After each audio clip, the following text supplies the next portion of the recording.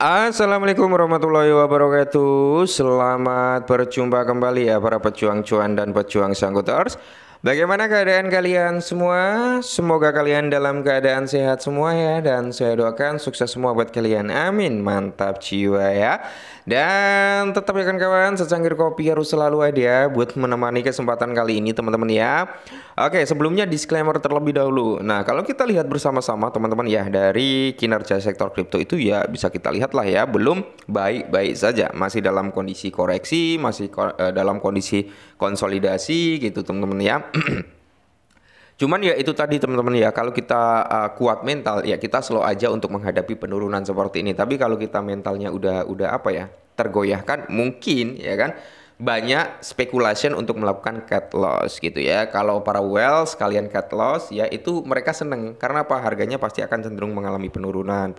Kalau pemain retail itu panik seller, harganya akan cenderung menguat untuk turun. Nah, disitulah whales masuk gitu. Nah, kali ini teman-teman ya ada informasi nih buat kalian semua tentang XRP. Dan di sini menurut beberapa komunitas daripada XRP ya, di mana pemegang XRP itu akan sangat-sangat bahagia menurut mereka ya. Kenapa? Karena diprediksikan dalam beberapa minggu ke depan, beberapa minggu kan nggak pasti ya, bisa seminggu, 2 minggu, 3 minggu dan seterusnya. XRP bakal mencapai di area $10 ya. Mantap jiwa. Semoga saja teman-teman ya bisa terrealisasi. Dan di sini menurut perhitungan daripada Bitrue teman-teman ya, selaku pertukaran juga, di mana dia menjelaskan nih ya, siapa lagi yang menghitung mundur ke ETF XRP. Jadi XRP countdown ya, XRP ETF hitungan mundur itu sekitar 45 hari lagi teman-teman ya. Akankah ada improvement yang akan dilakukan oleh SEC untuk peluncurannya ETF ini? Kita lihat bareng-bareng nanti teman-teman. Mungkin seminggu sebelum hari akhir mungkin udah ada kabar burung nanti gitu teman-teman ya. Oke, mantap jiwa ya. Dan di sini teman-teman ya, menurut Armando Patoja teman-teman, di mana sekitar 80% bank yang berbasis di Jepang itu siap merangkul XRP untuk ekonomi global pembayaran pada tahun 2025.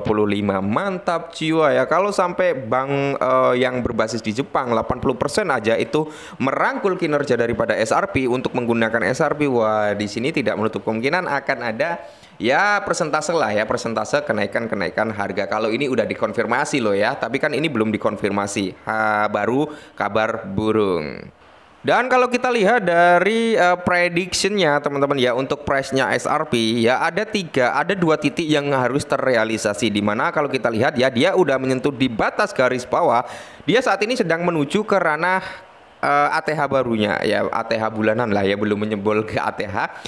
Habis itu ketika dia naik, dia akan turun lagi dan dia akan menyentuh di bola-bola merah yang ada di atas ini ya. Semoga saja grafiknya sesuai dengan harapan para komunitas XRP. Dan di sini teman-teman ya, XRP Revolution ya, keuangan generasi baru semakin kuat teman-teman, di mana ini dibandingkan dengan Swift kayaknya ya.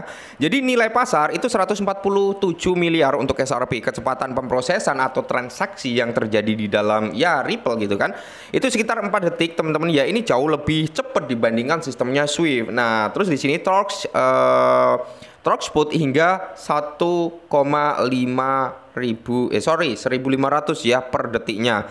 Biaya perdagangan atau biaya transaksi lah ya, itu kurang dari $0,001 teman-teman ya. Itu bisa dikatakan sangat murah ya teman-teman, seperti itu. Jangkauan global yang udah terjalin itu sekitar 100 negara. Integrasi korporat itu kemitraan dengan 50 lembaga keuangan besar. XRP mendefinisi ulang cara kita bertransaksi secara global. Ya, semoga saja teman-teman adopsi pembayaran antara lintas batas ini segera terjadi gitu ya. Dan di sini teman-teman ya, harga XRP berharap itu bisa naik ke area $60 saat analis mengungkapkan level breakout utamanya gitu ya kan. Jadi para analis, para pemegang XRP itu masih bullish ya, dimana diharapkan XRP bisa naik ke area $60. Cuman kita nggak muluk-muluk juga sih kawan-kawan ya, dia bisa masuk ke area $5 gitu ya, atau di area $4,5 itu udah luar biasa loh cuannya ya. Apalagi buat kalian semua yang mungkin ya kan, yang mungkin sempat ambil di bawah $1 untuk XRP, entah masuk dengan $50.000 dengan price-nya XRP mungkin bisa mencapai di area 4,5 atau $5. Wah, itu keuntungan udah luar biasa gitu kawan-kawan ya. Kita nggak mulu-mulu SRP harus ke area $60. Kalau ke area $60 itu harus ada apa ya, mekanisme untuk menekan market cap itu harus ada pembakaran supply gitu teman-teman ya, pembakaran supply yang beredar. Kalau yang masih di lock sih nggak masalah ya, peredarannya itu teman-teman ya, peredarannya oke harus di burning. Maka di sini kita bisa menekan market cap agar nggak bengkak, tapi price harga itu bisa naik gitu teman-teman ya. Mantap jiwa. Dan berikutnya teman-teman, gugatan daripada SRP yang dilakukan oleh SEC terhadap Ripple teman-teman, di mana pengacara memperkirakan nih jangka waktu maksimum atau maksimalnya untuk pemberhentian kasus Ripple. Nah, jadi kan kita sempat melihat tuh beberapa hari yang lalu ya kan, SEC itu apa ya, bisa dikatakan mencabut lah ya tuntutan terhadap Coinbase ya kan, atau menyusul penutupan yang udah terjadi pada Coinbase antara SEC. Nah, kalau ini bisa terjadi terhadap Ripple teman-teman, tidak menutup kemungkinan ya hype kembali akan terjadi pada XRP. Dan di sini teman-teman ya, di tengah pendekatan positif antara SEC terhadap dana yang diperdagangkan di bursa ETF XRP teman-teman ya, SEC itu udah mengakui ada 4 entitas besar yang udah mengajukan ETF-nya XRP. Nah, kecaman muncul seputar kemungkinan penyelesaian gugatan Ripple versus SEC, di mana khususnya penyelesaian kasus Coinbase baru-baru ini telah memicu optimis masyarakat tentang kemungkinan nih pembatalan gugatan XRP. Menurut pakar hukum Jerry Hogan, nah kemungkinan besar diprediksikan teman-teman ya, penyelesaian kasus antara Ripple versus SEC ini mungkin itu akan terjadi pada kuartal kedua ya. Kita udah berada di kuartal ke-1 di bulan kedua ya kan. Nah, kuartal 1 itu akan berakhir di bulan Maret, yaitu di ujung bulan Maret. Nah, habis itu kita masuk di kuartal kedua ya. Kuartal kedua kan mulai dari Januari, Februari, Maret, April, Mei, Juni ya, dimulai dari April, Mei, Juni itu udah kuartal kedua, karena setiap satu kuartal ada yang udah tahu, ada yang belum ya. Jadi saya jelaskan sedikit lah.